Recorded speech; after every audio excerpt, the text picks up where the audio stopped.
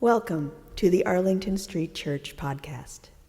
Founded in 1729, Arlington Street continues today as a gathering place for progressive people of faith in the greater Boston area and beyond. We are located at the corner of Arlington and Boylston Streets, across from the Public Garden in Boston, Massachusetts. Please visit ascboston.org for more information about this historic Unitarian Universalist congregation. Arlington Street Church, gathered in love and service for justice and peace. About a year ago, my friends and I started a weekly poetry night on Zoom on Sunday nights.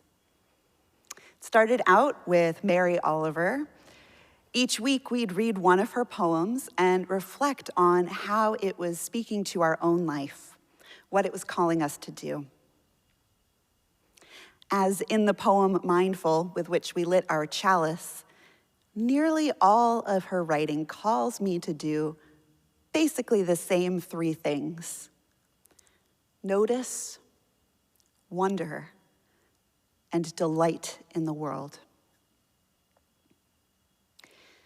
When times are hard or scary, that's a reminder that I especially need. I know I could use it these days. Delight is an old and beautiful concept. We can use it to mean pleasure, satisfaction, or joy in the sweetness found amid daily life. But there's also a kind of lasting delight mentioned in the Bible. In places like the book of Psalms. Who is the person who delights in life? The psalmist asks in Psalm 34. One who loves each day and sees the good. And here, the psalm says, is how you do that. Keep your tongue from evil and your lips from speaking deceitfully. Turn from evil and do good. Seek peace and pursue it. An ancient recipe for delight. I love it. American poet Ross Gay set out to be a student of delight, journaling every day for 1 year about the delights that he'd experienced that day. You can read his reflections in the aptly titled book, The Book of Delights. He quickly discovered that the practice of writing these daily essays occasioned a kind of delight radar, as he put it. Or maybe, he says, it was more like the development of a delight muscle, something that implies that the more you study it, the more delight there is to study. I would add to that, the more difficult a time we're going through, the more important it is that we make a point of studying delight. When we are turning toward delight, it gives us a sense of joyous expectancy in which we can notice and appreciate both the mundane and the profound. And when I say appreciate, I mean something a little different than gratitude. As British author Caroline Mellor writes, gratitude is a moment's reflection. Delight is a ladybird landing on your arm right at that moment. Gratitude is being grateful for the time, space, body, and freedom to go for a walk or a roll. Delight is, the breeze in your hair and the falling leaves along the way. Delight, Mellor continues, is a twinkling moment in your nook of the universe, the wonder and wisdom of children, and the magic and beauty of nature. And much like gratitude, once you start actively cultivating it, it pops up more often, sprinkling fairy dust on your doorstep and leaving you love notes in unexpected places.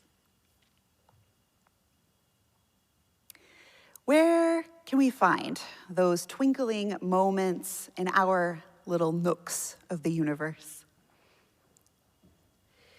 Just this weekend, when I took my service dog, Sully, out into the yard in all of the snow, I felt gratitude for my small fenced-in yard that my friends had put up that let Sully explore while I sat on the porch out of the wind.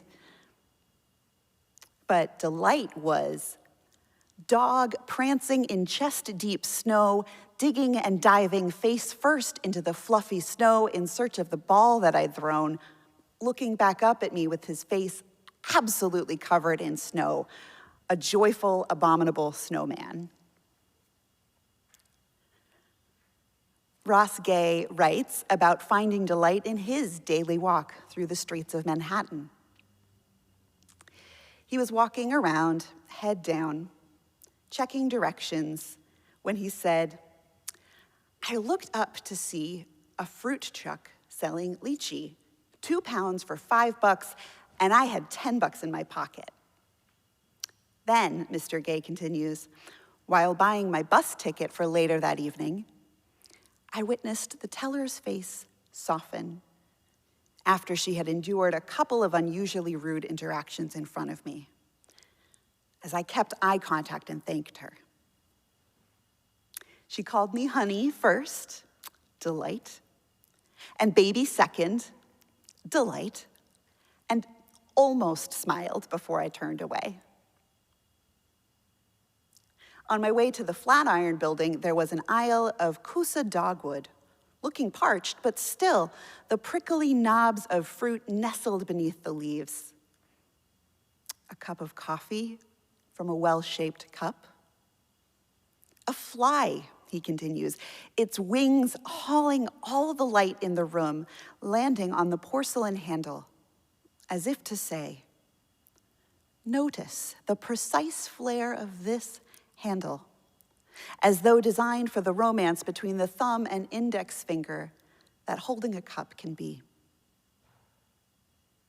Or, he continues, the peanut butter salty enough, or the woman stepping in and out of her shoe, her foot curling up and stretching out and curling up. We are called to notice wonder and delight. Another story of delight that I think of often, this from one of my former congregants at All Souls Church in Braintree, named Dot.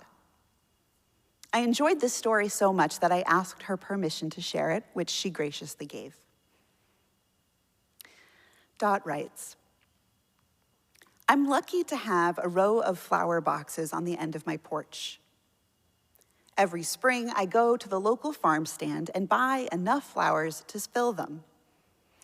I usually spend the whole afternoon planting and watering and generally starting to anticipate a myriad of blossoms growing for my own pleasure. Well, one year, the day after planting, Dot continues, I went out to check on the window boxes. And as I walked back and forth, I noticed a praying mantis in one of the boxes. These boxes are about 5 feet from the floor of the porch, so I was practically eye level to the mantis. Dot says he looked at me, and I looked at him, and I think we were both surprised.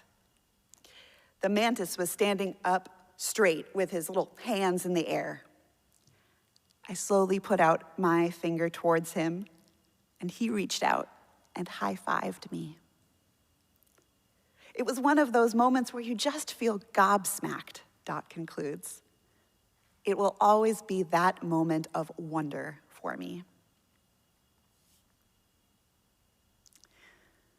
Amid the everyday, the extraordinary waits for us to pay attention.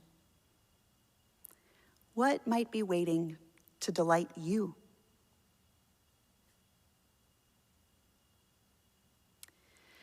In one of our sessions of this poetry group that I have, I realized that during last year's season of winter and quarantine, I hadn't been paying much attention to the outside world. When I would go out, I'd be hurrying to my car, then paying more attention to the road and the traffic and my GPS than noticing the world around me, even while safely stopped at a traffic light. Inspired by this practice of cultivating delight, I decided to make a daily practice of pausing, to notice the world outside my apartment.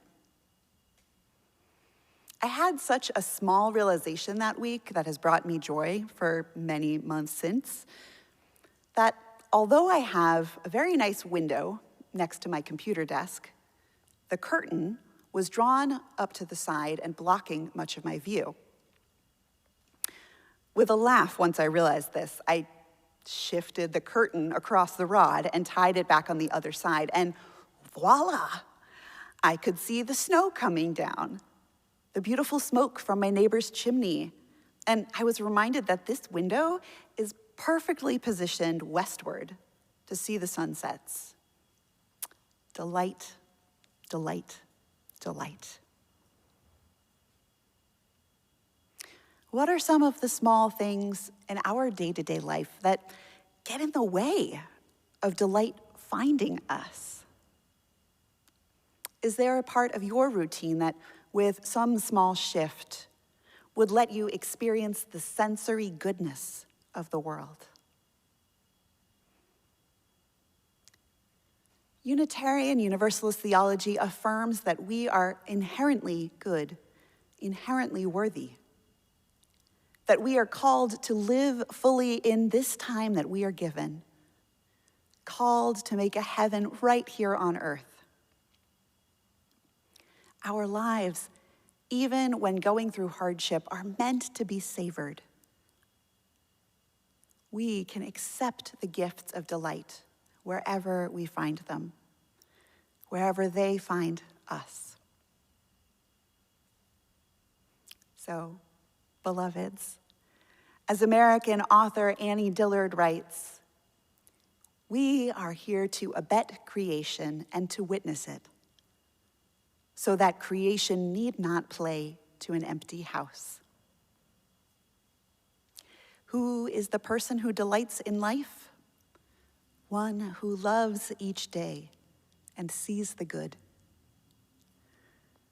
Delight is a twinkling moment in your nook of the universe. And once you start cultivating it, it pops up more and more often, sprinkling fairy dust on your doorstep and leaving you love notes in unexpected places. May we accept the gifts of delight. So may it be, and amen.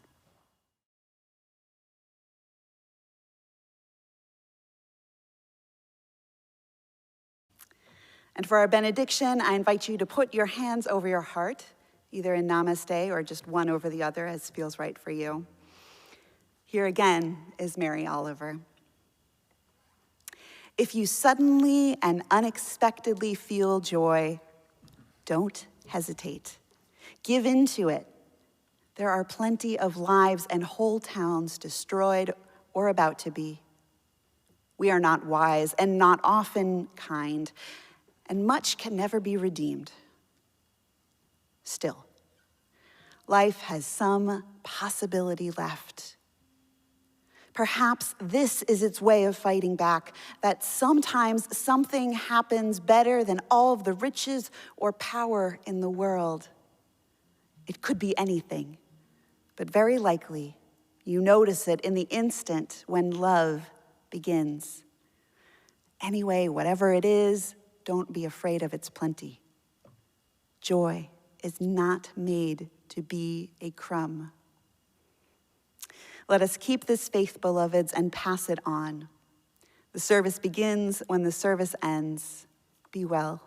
I love you. Amen. 2, 3, follow.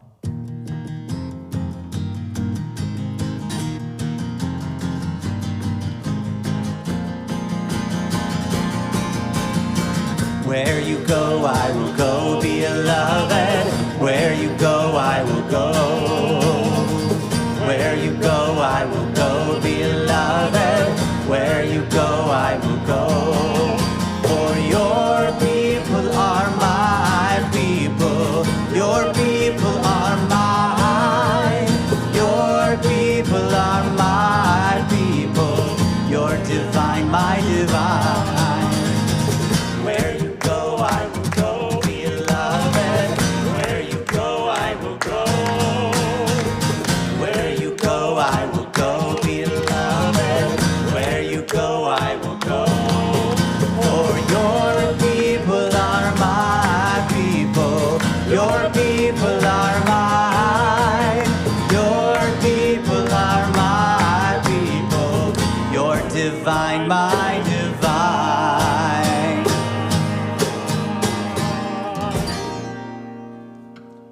Please visit ascboston.org for more information about this historic Unitarian Universalist congregation. Arlington Street Church, gathered in love and service for justice and peace.